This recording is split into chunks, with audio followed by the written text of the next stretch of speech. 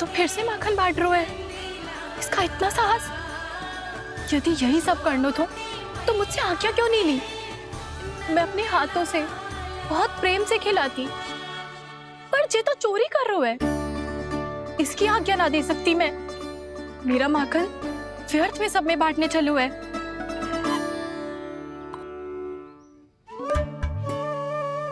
लो वानर महाराज, और तनिक ले लो। सखा तो सखा, ये तो वानरों में भी बांटने लगू है।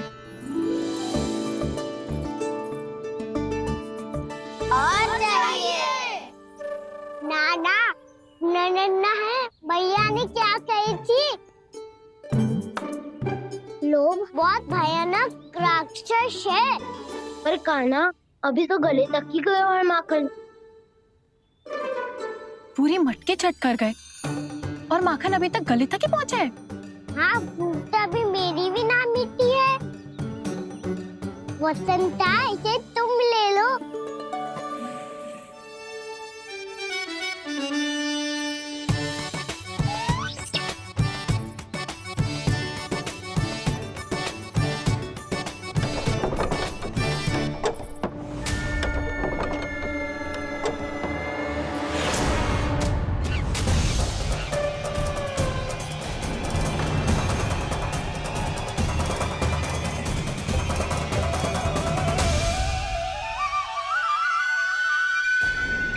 ना, लोग बहुत भयानक राक्षस है। जी अच्छी बात ना है कान्हा। अभी चल के यशोदा जी को बताती हूँ।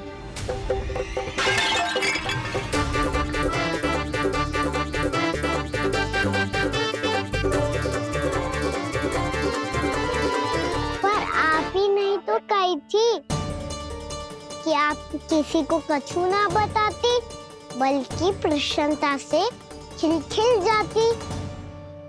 जानकी के स्थान पर यदि कान्हा ने मेरे हाथ का माखन खाया हो तो मैं किसी को कुछ ना बताती, बल्कि प्रसन्नता से खिलखिल जाती।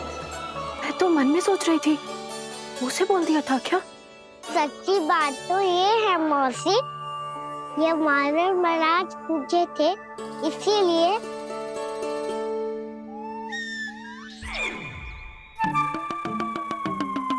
कल मैं इसीलिए ना बेच पाई क्योंकि हाट जाने के लिए सकट ही ना मिलो, और आज बेचने के लिए तो माखन ही ना बचो। चिंता मत करो मौसी, 2 गुनों से भी अधिक मिलेगा। भूखे की भूख मिटाने का पुण्य प्राप्त किया है आपने। बस आप मैया को कछु मत बताइयो।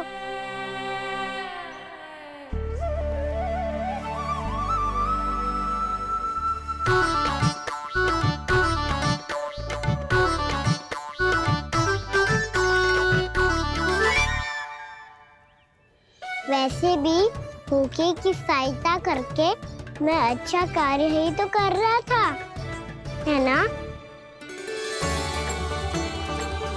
कान्हा, मौसी, अब सब गए, मैं भी जाऊं?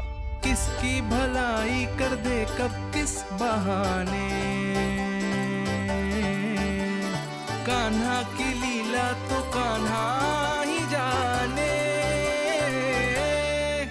बड़े सौभाग्य उसने है पाए, कान्हा जिस घर से माखन चुराए।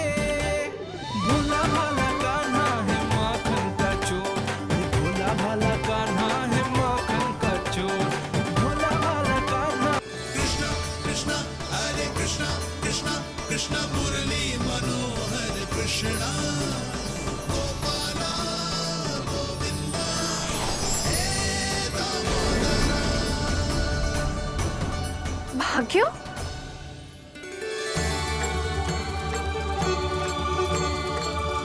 कान्हा, एक तो चोरी की और ऊपर से मूर्ख बना के भागो। ये ठीक ना है। मुझे यशोदा जीजी को बताना ही होगा, और वो भी इसके घर पहुंचने से पहले।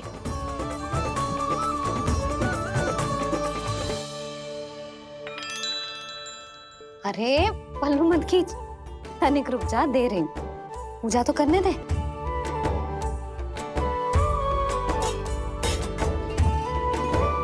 ले, अब जितना मन करे उतना प्रसाद खा।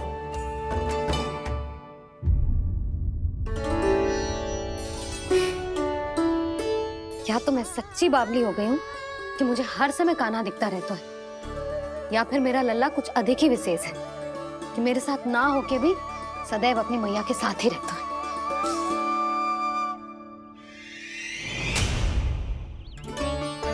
आज तो कैसे प्राण बचे नारायण ही जानते हैं। मैं तो पाऊ को सिर पर लेके ऐसे सरपट भागो कि पूरे गोकुल में बड़ बोले।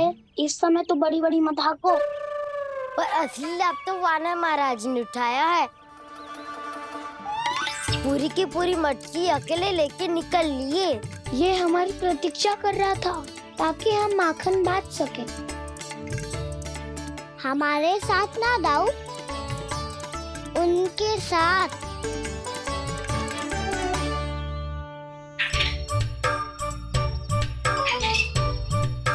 मैं समझ गो कान्हा, एक ना सभी जानवरों की भूख मिट जाए इसलिए गया था तू सावित्री मौसी के यहाँ माखन चुराने। इससे पहले कि वो हमारे यहाँ पहुँच जाए, हमें घर पहुँचना होगा दाऊ। चाहे कछु हो जाए पर देरी ना होनी चाहिए। इससे पहले के बहुत समय बीत जाए, हमें ये समझना होगा कि लोभ आदमी की बुद्धि को भ्रष्ट कर दे, तो हमारे सोचने समझने की क्षमता को नष्ट कर दे। तो बहुत समय पहले की बात, एक साधु था। वो सुनसान घने जंगल में रहकर साधना करता था। ब्रह्म ज्ञान को प्राप्त करने ही वाला था कि अचानक से एक दिन उसे एक सुनहरी बिल्ली दिखाई थी। उसने उसे देखो तो सोचो कि ये तो बहुत सुंदर है, इसे तो मेरे पास रहना चाहिए। और उसने उस बिल्ली को अपने पास रख लिया। फिर उसने सोचो कि इसे तो दूध की आवश्यकता होगी और उसके लिए गाय की, तो उसने एक गाय भी रख ली। अब गाय को चारे की आवश्यकता होगी और चारे के लिए भूमि की। नारायण की कृपा से भूमि का प्रबंध भी हो गयो। अब भूमि को जोतनो है, चारा उगानो है, चारा काटनो है और उसे गाय को खिलानो है। गाय को खिला के उसे दूध निकालनो है और दूध निकाल के बिल्ली को पिलानो है। कार्य बढ़ गो। अब उसे लगो कि सहायता के लिए 2 जोड़ी हाथ और होने चाहिए, तो उसने विवाह भी कर लियो। कुछ समय बीतो और संतान हो गई और उसे एक बड़े घर की आवश्यकता अनुभव हुई। इसी प्रकार धीरे धीरे लोभ ने उसे अपनी छाया में ले लिया और वो नारायण की साधना कर ब्रह्म ज्ञान को पाने के अपने परम लक्ष्य को भूल गो। फिर अनेक वर्ष बीतने के पश्चात उसकी अपने गुरु से भेंट हुई। पहले तो उन्होंने उसे पहचाना नहीं और पहचानो तो उनने कही कि एक बार, बस एक बार अपने कर्तव्य से भटका था तू, और देख कैसे देखते ही देखते लोभ के जंजाल में गहरे ही गहरे धंसता चला गया। सोचो, कहीं उस व्यापारी को धन के लोभ में अपना वचन देकर आप सब भी जे ही भूल तो ना करने जा रहे। परिवार, घर द्वार, भोजन, सुख शांति जीने के लिए आवश्यक जिस सब कुछ तो है आपके पास। इसीलिए मुझे चिंता हो रही कि जिस प्रकार उस साधु ने ब्रह्म ज्ञान प्राप्ति का अवसर गवा दिया था, आप सब भी इस लोभ में आकर अपना सुख चैन ना गवा दो।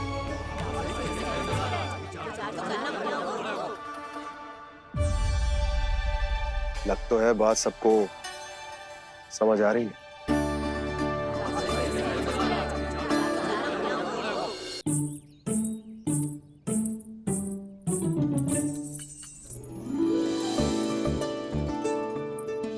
भाभी आसानी से ना मिलने देंगी कान्हा से, पर उसे देखे बिना रहा भी तो ना जा रहा मुझसे। कहाँ है वो? मुझ पे बहुत क्रोध है उन्हें। इतने शीघ्र शांत ना होगा, उन्हें मनाना तो पड़ेगा ताकि मैं नंद भवन में फिर से बिना किसी रोक टोक के आ जा सकूं। पर क्या बोलूं, कैसे मनाऊं उन्हें?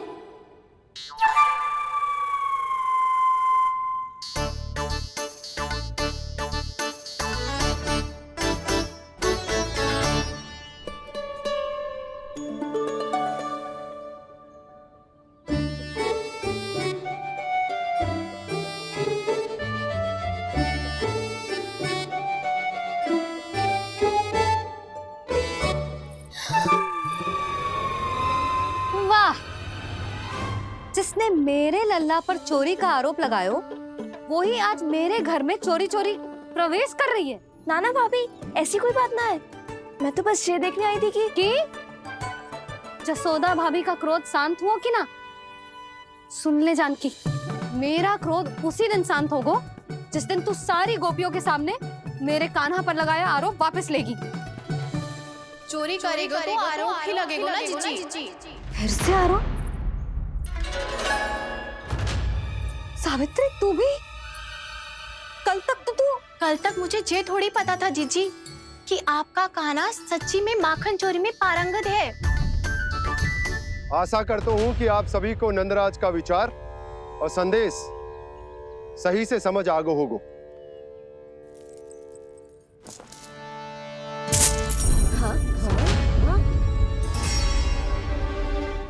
सिक्कों की खनक बता रही है कि पोटली कितनी भारी है। एक ही दिन में कितनों धन पा गई जे। हमें भी इससे अधिक धन अर्जित करना होगा, तभी तो हम अपने उज्जवल का भविष्य उज्जवल कर पाएंगे। पहली बार कछु बुद्धि की बात की है तूने। नंदराज, हमारे मन में आपका बहुत सम्मान है, पर हम जो करना चाह रहे हैं वो लोभ ना है, वो तो विकास है। हाँ नंदराज, हम अपना और अपने संतानों का भला बुरा सोचे बिना कब तक अपना जीवन इस प्रकार जीते रहेंगे? फिर पिछले 4 वर्षों से हमने आपको कर भी तो ना दियो है। मुझे तो लगता है कि नंदराज की बातों पर शांति से सोच विचार के बाद ही कुछ निर्णय लेना चाहिए। ऐसा मौका बार बार ना आता। नहीं, हमें सोच विचार कर निर्णय लेना है सबने।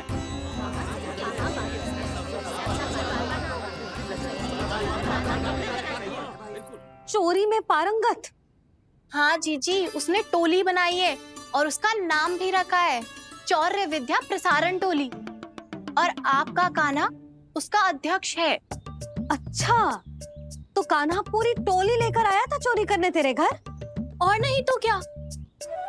पर एक बात बताऊं जीजी, मेरे बलदर को देखकर किसी का साहस ना हुआ भीतर जाने का, पर आपका कान्हा इतना साहसी है कि बिना भयभीत हुए इतने भयंकर बैल के निकट चले गए। सच्ची? और तेरे रक्षक बैल ने कुछ ना किया उसे? है ना अचरज की बात। क्रोध के स्थान पर वो तो उसके सामने ऐसे झुको जैसे कि प्रणाम कर रहा है। और जीजी, आपका कान्हा साहसी ही ना, बहुत चतुर भी है। मैंने मटकियां बहुत ऊपर लटकाई थी, पर बताओ कि बिना चौकी के मटकी को नीचे उतारने का उपाय किसने ढूंढा? किसने? आपके चतुर कान्हा ने। उसने अपने सखाओं को पर्वत बनायो और एक पक्के सेनापति की तरह बिना भयभीत हुए उनके ऊपर चढ़ गयो और मटकियां उतारने लगो। और एक ही ना, तीनों की तीनों मटकियां उतार ली। तीनों? हाँ जीजी, और वो इतना दयालु है कि पहले एक मटकी का माखन सब में बांट दियो और फिर बची हुई 2 मटकियों में से एक मटकी अपने सखाओं को दे दी और फिर दूसरी मटकी एक भूखे वानर को दे दी। और फिर जब मैं उसके सामने जाके प्रश्न करने लगी तो उसने मुझे अपने तर्कों के जाल में उलझाया और बड़ी आसानी से सिद्ध कर दिया कि वो तो परोपकार कर रहा था। मैं तो देखती ही रह गई और शब्द तो ऐसे झड़ते हैं मुंह से जैसे कि फूल। रुक जा सावित्री, पहले तू ये निर्णय ले ले कि तू मेरे लल्ला का गुणगान करने आई है कि उसकी निंदा करने? निंदा करने ही आई हूँ जीजी। जानकी सत्य कह रही थी, आपका कान्हा माखन चोर ही है और बलराम के साथ भागा था। बलराम क्यों? वो तो साक्षात गरुड़ देव की पीठ पे बैठ के उड़ के आयो है, तभी तो तुझसे बहुत पहले आके यहाँ बैठ गओ ना। आ देख ले, आ जा। देखो कैसे बैठ के सब पहरा दे रहे हैं कि कोई पंछी अनाज ना चुगले, और तुम दोनों व्यर्थ में इन सब पर दोष लगा रही हो। कान्हा के निकट जाने का प्रयास भी मत ही करना। पहले मेरे लल्ला पर आरोप लगाती हो, फिर उससे मिलना भी चाहती हो।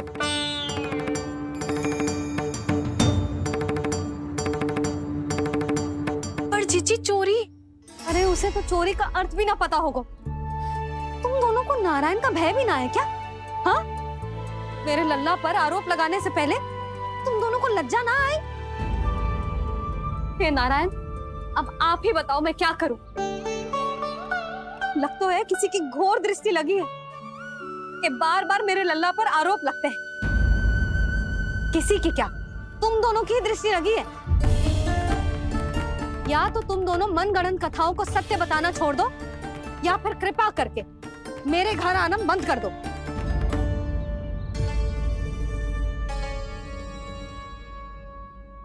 अब दोनों मुंह क्या ताक रही हो? हाँ, जाओ यहां से। और तुम दोनों नंद जी की सभा में क्यों ना गई? हाँ?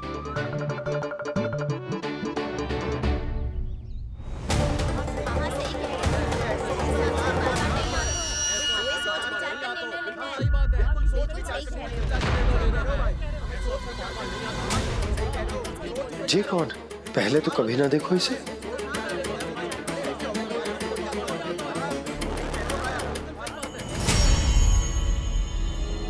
कहाँ को?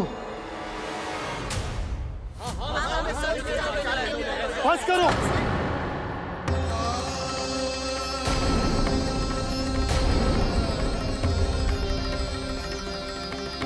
मेरी आंखों के सामने मैं गोकुल में इस तरह फूट पड़ते ना देख सकता।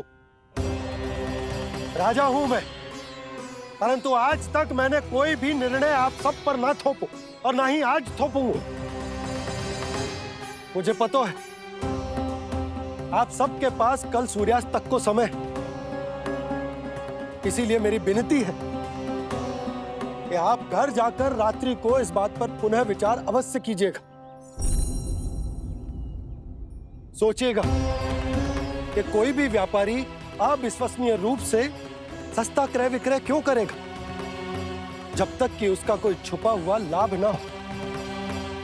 हमें सोचना होगा कि कहीं हम उसके बिछाए जाल में फंस तो ना रहे।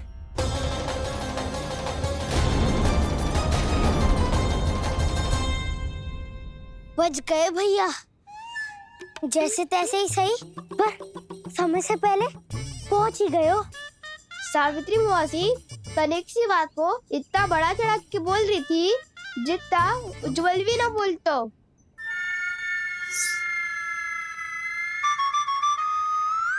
वैसे आनंद तो बहुत आयो, सच्ची। हाँ, बेहतर लगा तो माखन भी तो मिला और परोपकार भी होगा। बता कान्हा, और किसके घर जाना है अब? आज ही तो हमें शिक्षा मिली है, इतनी शीघ्र भूल गए तुम सब। लोग के चक्कर में पड़ोगे तो फंसोगे। लोग के चक्कर में पड़ोगे तो फंसोगे।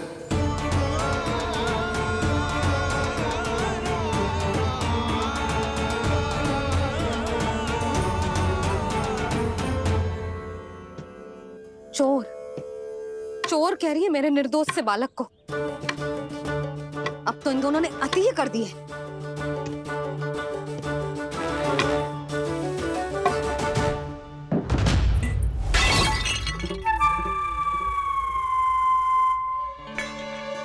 से भी अभी फूटना था। वैसे ही मैं इतनी चिंतित हूं। कैसे समझाऊं इन गांव वालों को?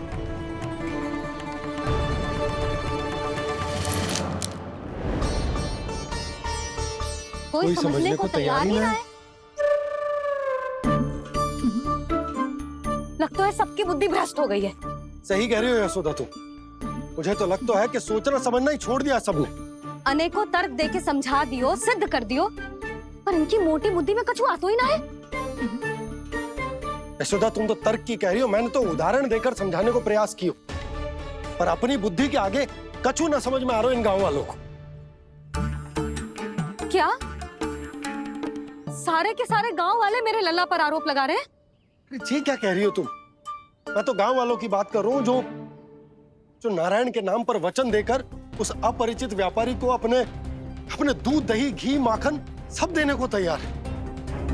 लो कर लो बात। मैं गोपियों की बात कर रही हूँ जो लल्ला पर माखन चोरी का आरोप लगा रही हूँ।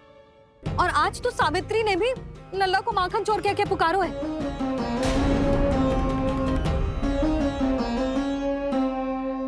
सावधान यशोदा, कहीं बड़ा होकर माखन चोर ना बन जाइए। अच्छा, ये सब आप छोड़ो, स्त्रियों की बात है, मैं संभाल लूंगी। आप ये बताओ सभा में क्या हुआ? गोकुल में फूट पड़ गई यशोदा, लोभ की फूट।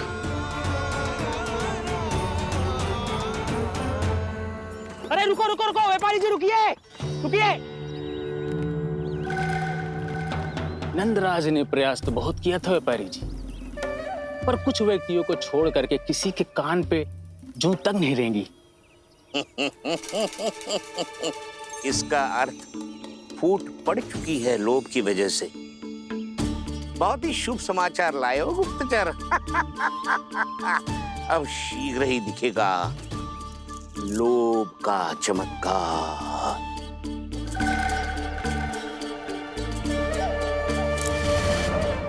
लोभ से बचने को जो पाठ हम कान्हा को पढ़ा रहे थे ना, आज वही पाठ मैं इन गांव वालों को समझाने में असमर्थ रहा। आप चिंता मत करो जी, धीरे धीरे सब ठीक हो जाएगा। तब तक बहुत देर हो जाएगी यशोदा। ये गोकुलवासी मेरे अपने, उन्हें अपनी आंखों के सामने मैं भूल करते ना देख सकता। वो सुलक्षणा, वो उस व्यापारी के प्रभाव में आ गया, और शंकरी मौसी और सुमति भी सुलक्षणा के मार्ग पर ही चल रही। कान खोल के सुन ले बहू, आज से घर में दूध पीनो बंद, दही खानो बंद, और माखन तो बिल्कुल न खानो। पर मैया, पर किंतु परंतु कुछ ना सुननो मुझे। सुलक्षणा की जैसे धनवान बननो है कि ना?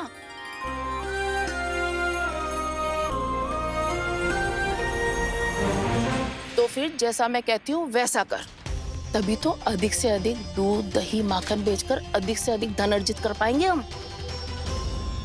सुलक्षणा को उस व्यापारी की तरह धनवान बनना है और शंकरी मौसी को सुलक्षणा की तरह। ऐसे तो पूरा गांव ही लोभ में पड़कर कल उस व्यापारी के पास पहुंच जाएगा। अब तो फिर स्त्रियों को मुझे अपने ढंग से समझाना पड़ेगा। अब गोकुल वासियों को चाहे कोई भी कितना भी समझा ले, बुझा ले, ज्ञान बांटे, उन्हें केवल एक ही भाषा समझ में आएगी, लोभ की भाषा। लगता है आपके पास बहुत उत्तम योजना है व्यापारी जी। सब झटक लूंगा।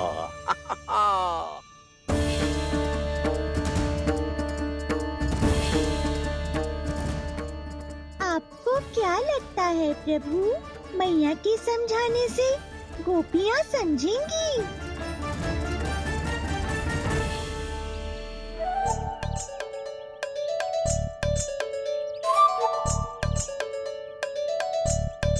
कान्हा, और कितनी प्रतीक्षा करवाएगो? अब बता भी दे, माखन चुराने किसके घर जाना है? इतना आसान ना है निर्णय करना, समय लगता है, सोच विचार करना पड़ता है। पर ये निर्णय किया कैसे जाए पता है मुझे। लगता है ये निर्णय करना पड़ेगा कि बचना कैसे।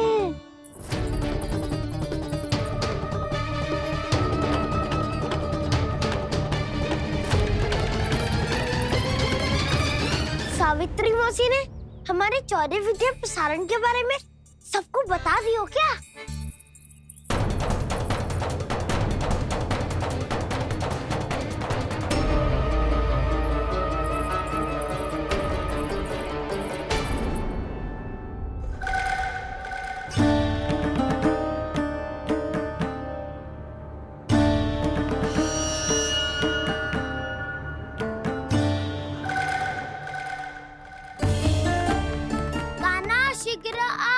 छोटी माँ बुला रही है।